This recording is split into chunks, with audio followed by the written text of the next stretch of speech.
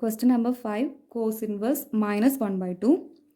Y is equal to cos inverse minus 1 by 2.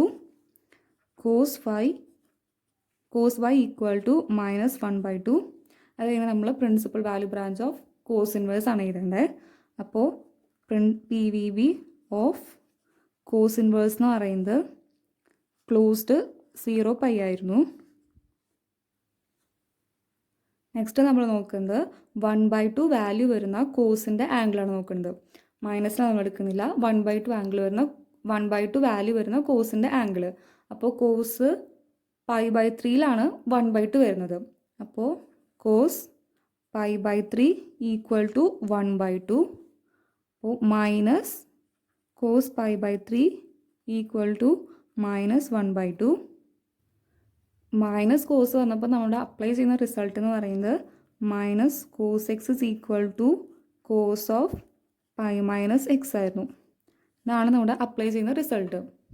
അപ്പോൾ minus cos pi by 3നെ മാറ്റിയിട്ട് cos pi minus pi by 3 which is equal to minus 1 by 2 എന്ന് പറഞ്ഞ് എഴുതാം.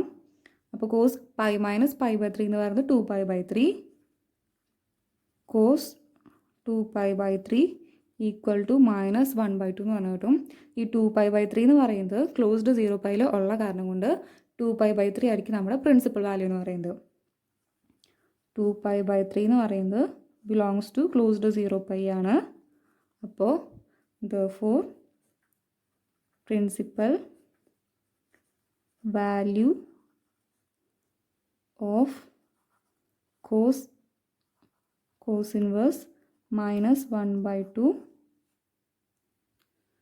is 2 pi by 3. Thank you.